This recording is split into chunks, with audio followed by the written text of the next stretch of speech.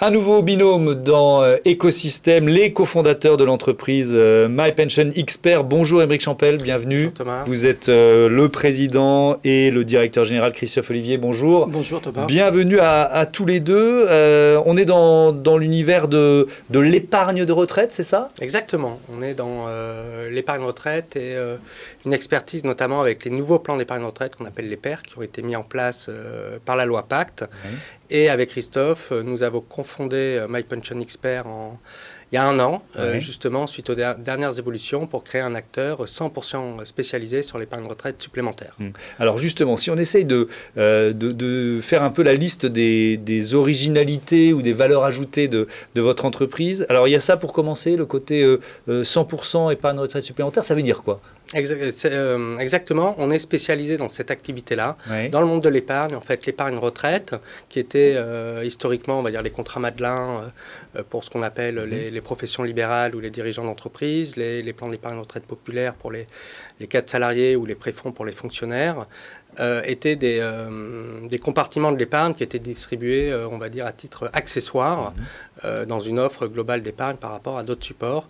Et l'évolution de la loi Pacte a permis, à notre sens, d'en faire un véhicule à forte valeur ajoutée. Donc, on a voulu vraiment se spécialiser et proposer uniquement cette expertise-là, parce qu'il y a une certaine technicité dans les plans d'épargne retraite. Donc, une de nos particularités, c'est justement d'être un acteur 100% spécialisé dans ce domaine-là. Alors, Christophe Olivier, il y a une autre originalité, c'est le fait d'être un conseil indépendant, en quelque sorte. Absolument. Ça veut dire quoi, ça aussi ?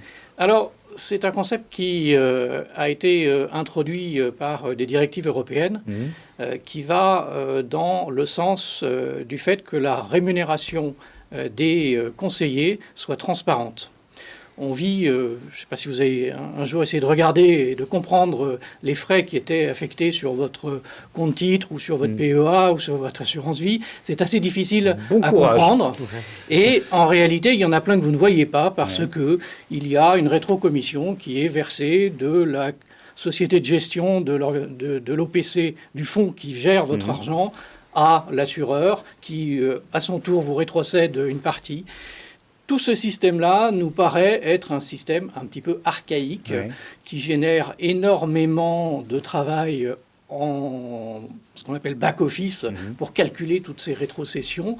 Et donc chez vous, chez nous, il n'y a rien. Il n'y a pas de rétrocession. C'est-à-dire qu'on a monté le seul plan d'épargne retraite qui investit dans des parts de fonds qui ne verse aucune rétrocession. Ça s'appelle sous un nom encore anglais, malheureusement, les clean shares, les parts propres, qui sont nettement moins chères que les parts officielles pour les particuliers soumises à rétrocession. C'est un petit peu complexe, Non, mais ça veut dire que moi je vais prendre un truc de garagiste, si j'ouvre le capot, c'est beaucoup plus simple à comprendre, c'est ça ? Si vous ouvrez le capot, il y a les frais de l'assureur qui est le seul qui puisse émettre un plan d'épargne retraite. Il y a nos frais en tant que promoteur et conseiller du contrat, et les frais qui sont versés aux gérants des fonds qui reçoivent l'argent alloué, et à chaque étape, il n'y a pas de rétrocession. Chacun est payé pour ce qu'il fait. C'est ça l'idée. Est-ce qu'il y a aussi une notion de conflit d'intérêts qu'on peut éviter avec un système comme celui-là ? Exactement. C'est pour ça que l'autorité des marchés financiers a caractérisé les conseillers en investissement financier, qui est un statut réglementé, d'indépendants, non pas par la taille de la structure ou d'être une identité institutionnelle, mais par le mode de rémunération. Et justement, ce conseil indépendant évite tout conflit d'intérêts parce qu'on est rémunéré le même montant, quelle que soit la stratégie qu'on propose au client. Autrement dit, on va lui proposer une stratégie d'investissement qui va être le plus adaptée à sa situation et non une stratégie d'investissement dans laquelle on va avoir une rémunération plus élevée. Et c'est ce que l'on voit ces derniers temps un peu dans le monde de l'assurance, où on va favoriser les intermédiaires à faire investir les clients dans des actifs, on va dire, plus risqués ou plus rémunérateurs, indépendamment forcément de leurs besoins, tandis que nous, on a exactement la même rémunération, quelle que soit la stratégie qu'on propose au clients. Il y a aussi votre expertise qu'on peut mettre en avant. C'est vrai qu'on est dans un marché à taux nul, quasiment. Vous venez de quel univers et en quoi ça peut vous servir sur ce marché? Christophe, pour commencer. Alors moi, j'ai directeur général d'une société de gestion de portefeuille. Donc, les gens qui, en aval, gèrent l'argent dans les fonds d'investissement. Donc, c'est mon historique, c'est cette gestion d'actifs, c'est de bien comprendre dans quoi il faut investir. Et effectivement, nous sommes dans un monde de taux nuls, ça ne vous aura pas échappé. Non. Donc, dans un monde où porter de l'obligataire laisse relativement peu d'espoir de gains importants. Et parallèlement, on est dans un monde où il y a beaucoup d'épargne disponible et que cette épargne, il serait bien pour l'ensemble de l'économie qu'elle se déverse dans l'économie réelle.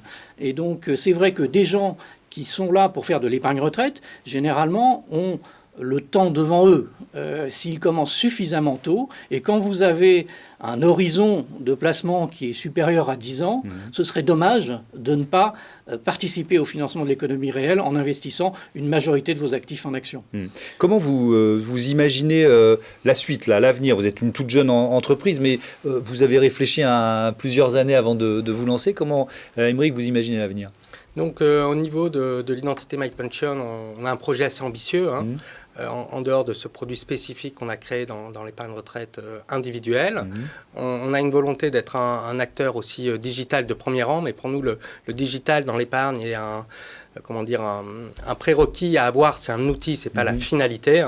Et on a même à ce sens une entreprise spécialisée dans le domaine digital au capital qui nous accompagne pour offrir à nos clients une solution innovante.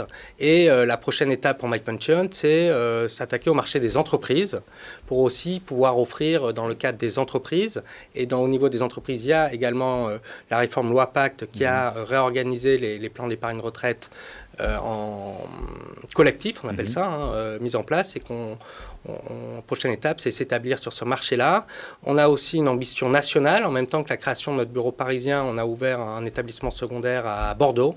Donc on souhaite avoir petit à petit un pied et une proximité des clients sur l'ensemble du territoire. Et ben voilà, une belle ambition, un écosystème découvert grâce à vous. Merci à tous les deux d'être venus participer à l'émission. Merci de nous avoir reçus.